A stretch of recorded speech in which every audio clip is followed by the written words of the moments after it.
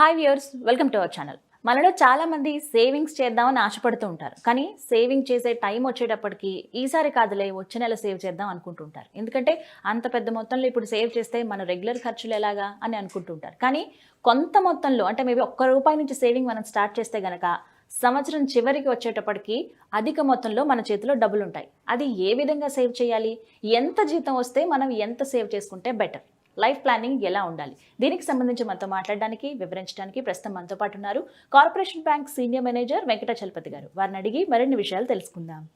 నమస్కారం సార్. నమస్తే అమ్మా. సేవింగ్స్ అందరికీ సేవ్ చేయాలని ఉంటుంది, బట్ అప్పుడున్న ఖర్చులకి ఇప్పుడు కాదులే అని దాటేస్తూ ఉంటాం సార్. ఖచ్చితంగా పోస్ట్పోన్ చేస్తూ ఉంటాం, నెక్స్ట్ అని చెప్పి. కానీ ఉన్న కొంతలో కొంత అంటే మన మార్జిన్ ఎంతైనా కావచ్చు, 10,000 ఉన్నవాళ్ళు, 20,000 ఉన్నవాళ్ళు ఎంత సేవ్ చేసుకుంటే బెస్ట్ అంటారు? స్టార్టింగ్ నుంచి చెప్పండి మినిమంగా. అంటే ఇందులో 2 రకాలు ఉంటాయి మరి సేవింగ్స్లో కూడా. కొంతమంది బ్యాంకులో ఆర్డీ లాగా వేసేస్తుంటారు.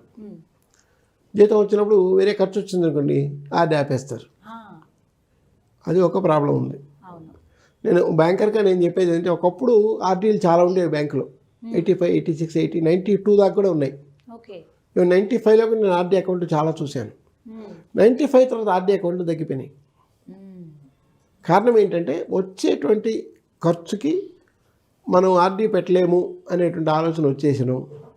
ఈ ఈఎంఐ స్కీములు రావడం దాంతో పోయిందనమాట. ఈ ఈఎంఐ కట్టడానికి పోతుంది కానీ ఆర్డీ లేవన్నమాట. అది ఒక సమస్య. దీనికి సెకండ్ సొల్యూషన్ అంటే స్మాల్ ప్లానింగ్ అంటారు. రెగ్యులర్ స్మాల్ ప్లానింగ్ అనేది ఒకటి ఎకనామిక్స్లో అందరూ చెప్తారు. ఆడవాళ్ళు పోపుల డబ్బా అంటారు. మన సామెత మా అమ్మగారు చేసేది, పచ్చి నిజం ఇది. నేను 10th క్లాస్ చదువుకునేటప్పుడు మా అమ్మ నాకు ఆంధ్రా బ్యాంక్లో కిడ్నీ బ్యాంక్ తెప్పించింది. ఓలో బొమ్మ ఇచ్చారు. ఇంట్లో చిల్లర కనిపిస్తుంది, అలా వేసేరా అనింది మా అమ్మ. నేను ఆ చిల్లరంతా తెచ్చి కూరలు తీసుకొచ్చి మా అన్న డబ్బులు అక్కడ పెడితే అందులో 10 పైసలు దాని వేసేవాడిని. రోజు చిల్లర ఏదైతే మిగులుతుంది 5 పైసలు, 10 పైసలు, 20 పైసలు, 30 పైసలు వేసేవాడిని. నెల చివరిని తీసుకెళ్ళి ఆంధ్రా బ్యాంకులో ఇచ్చేవాడిని. అలా చేరి ₹200 అయింది ఆ రోజుల్లో. 1973, 1 ఇయర్కి. నేను 9th నుంచి 10th వచ్చేసరికి ₹200 పెట్టి మా నాన్నగారు ఆ రోజుల్లో ఒక కాస్ట్లీ వాచ్ తీసిచ్చారు. ₹200 ఆ రోజుల్లో 73లో ఇమాజిన్ చేసుకోండి. మంచి వాచ్. వీడు సొంతంగా సంపాదించుకున్నాడు కదా. అంటే ఇది ఒక ఎగ్జాంపుల్గా చెప్తాను అందరికి కూడా, నేను ఇంకా నా లైఫ్లో జరిగింది కాబట్టి. అంటే మనం కూడా అలాగే ₹1 ఈరోజు తీసి పక్కన పెట్టేద్దాం. ఒక ఉండి లాంటిది పెట్టి ఇంట్లో ₹1 వేసేస్తాం. రేపు దానికి ₹1 యాడ్ చేసి ₹2 వేసేస్తాం. ఎల్లుండి దానికి ₹1 యాడ్ చేసి ₹3 వేసేస్తాం. ఇలా వేసుకుంటూ పోతే అవునా, ఒక స్టేజ్లో కొంచెం కష్టం అనిపిస్తుంది కానీ వెయ్యాలి. వేయడం మొదలు పెడితే ఇవాళ బీరకాయ కొనలేదు అనుకుని ఒక ₹50 ధర వేసేయాలి 1 కిలో. ఒక స్టేజ్కి వెళ్ళాక ₹50 వస్తుంది కదా, వేసేయాలి. ఇలా వేసుకుంటూ వస్తే సంవత్సరం చివరికి 65,000 అవుతుంది. కనపడదు ఇది, కానీ సంవత్సరం చివరికి 65,000 అవుతుంది. లేదు మధ్యలో మీరు డిస్టర్బ్ చేసి మళ్ళీ స్టార్ట్ చేసినా కూడా, ఒక 150 రోజులు వేసి ఆపేసి మళ్ళీ 150 రోజులు మళ్ళీ ₹1 మొదలు పెట్టినా కూడా మీకు కనీసం 40,000 వస్తుంది.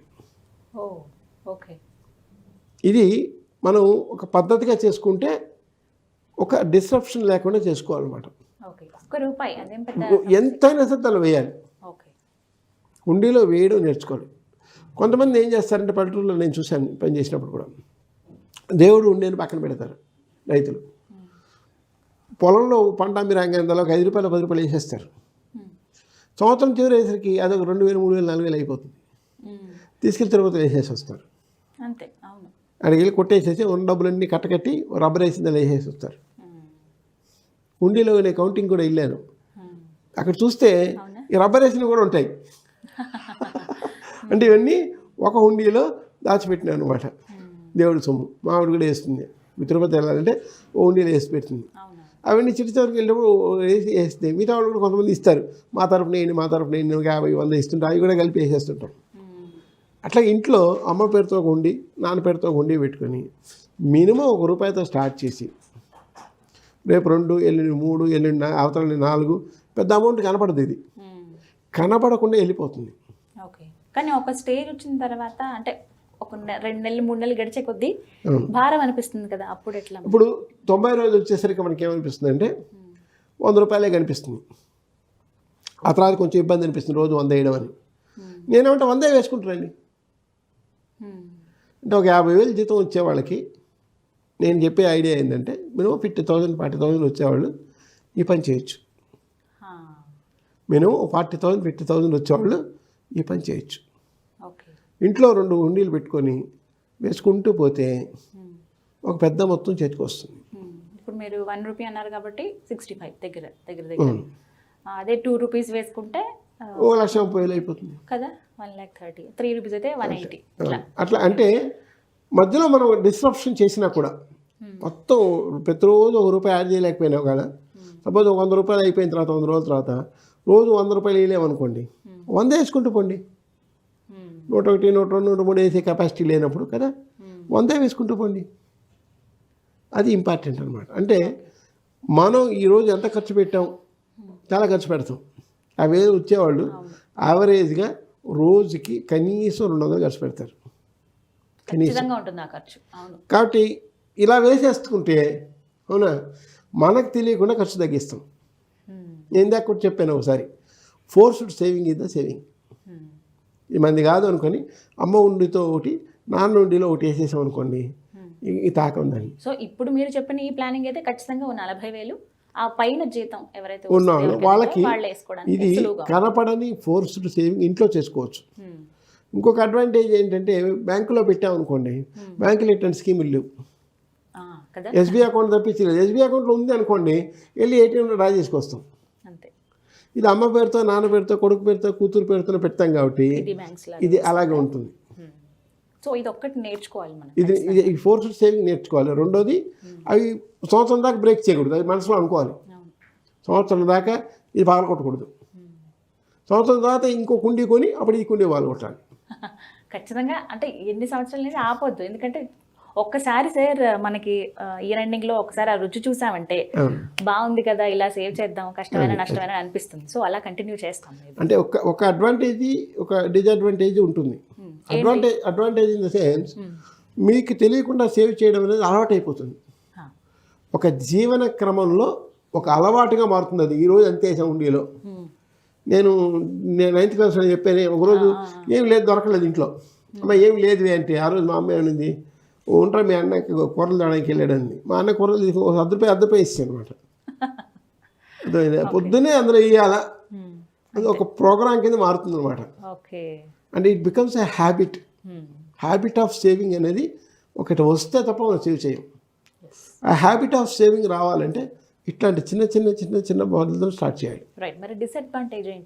డిసడ్వాంటేజ్ ఏంటంటే ఒకసారి మనం ఏదైనా కష్టం వచ్చినప్పుడు దీన్ని పగలగొట్టేద్దామని ఆలోచన వచ్చేస్తుంది. ఖచ్చితంగా అది పగలగొట్టకూడదు.